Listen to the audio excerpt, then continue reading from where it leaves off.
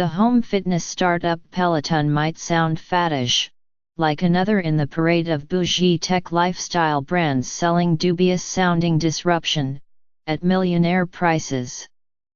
Its first product, an internet-connected, brushed steel spin bicycle equipped with a 20-inch touchscreen, sells for $2,000, and you still have to pay $39 a month to get any content to fill the screen. Peloton's next act ladles on extra extravagance at an even higher price.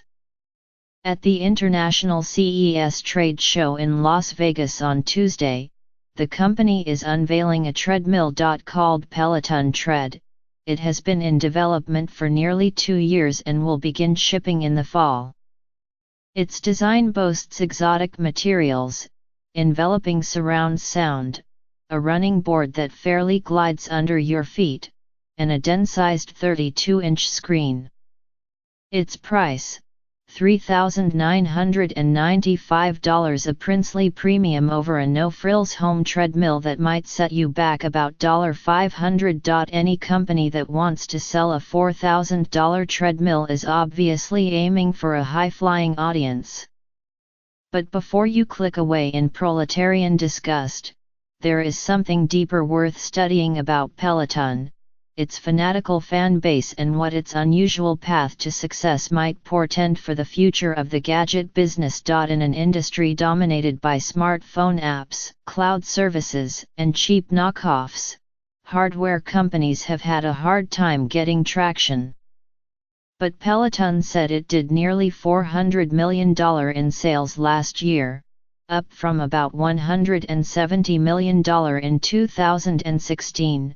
And said it planned to reach profitability this year. It's done all this on the strength of a singular insight: the gadget itself isn't as important as the service. Peloton does not sell just a simple piece of hardware. Instead, the company spent tens of millions of dollars creating an inviting experience, complete with brand ambassador celebrities and high-end retail locations. At the core of its business is a beguiling online service. Get on the bike, turn on the screen, and you are instantly connected with live fitness classes tailored to your preferences and athletic abilities.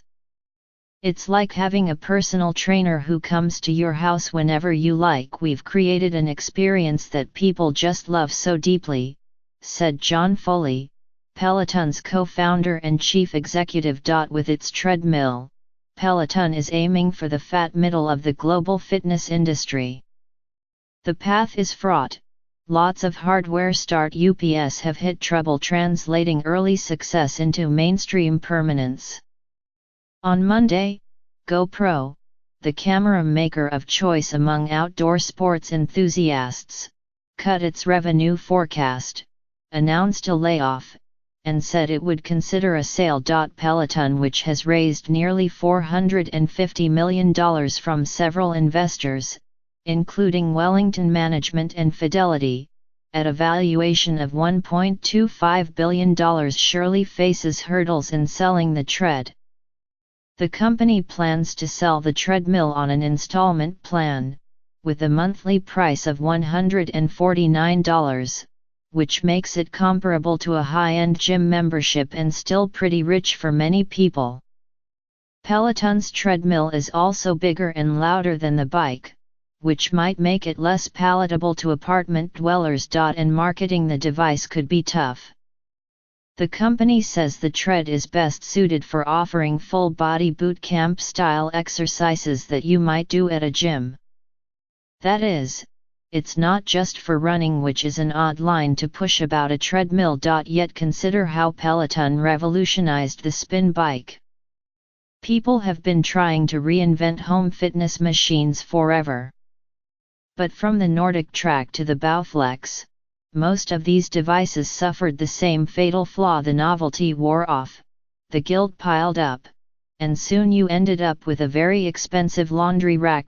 Peloton solves the novelty problem in the same way Netflix does: it creates can't-miss programming. Its classes, which are streamed from a studio in Manhattan, faithfully recreate the moody, devotional atmospherics of a boutique spin class. The experience is communal and interactive as you ride. You can see how you stack up against others in the class. But it's also more intimate and personalized than a spin class.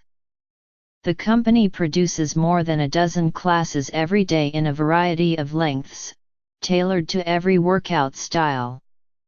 The instructors are shot close up, and they often shout out the names and accomplishments of home riders, as if they are cheering you on directly.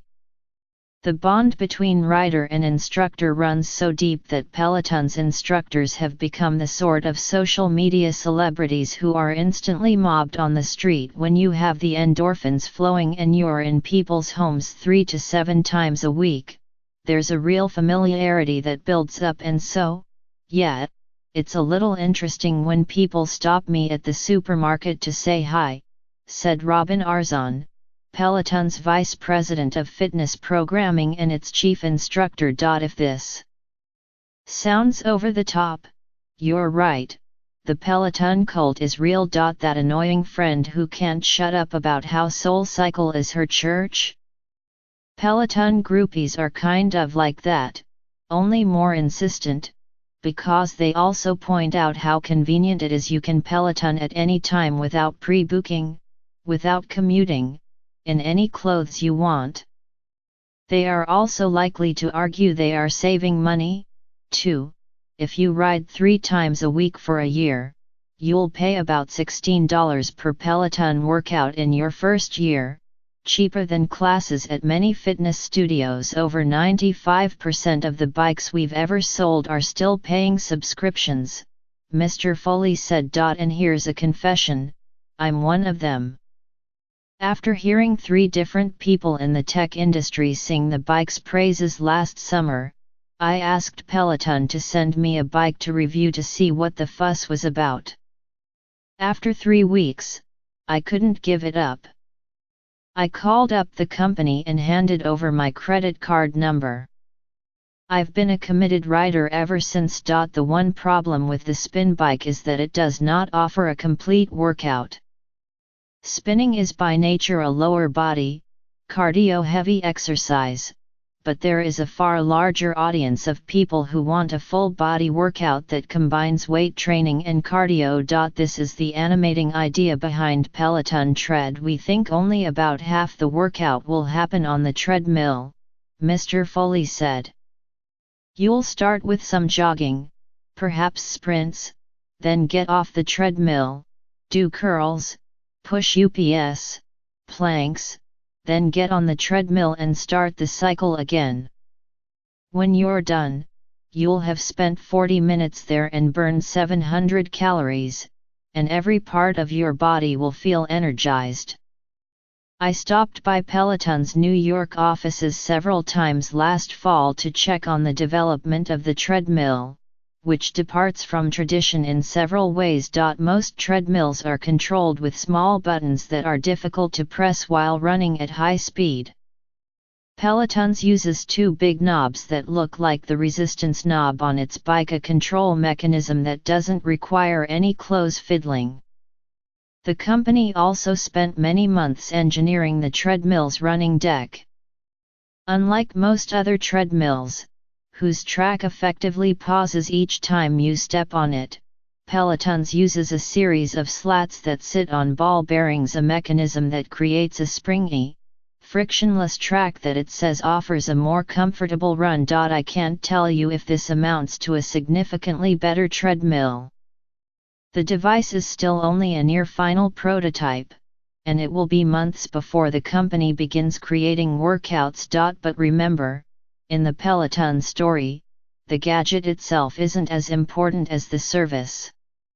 Peloton's treadmill will be powered by the same irresistible content machine that powers its bike. For many who are already in the growing club, that alone might be enough of a reason to commit to it.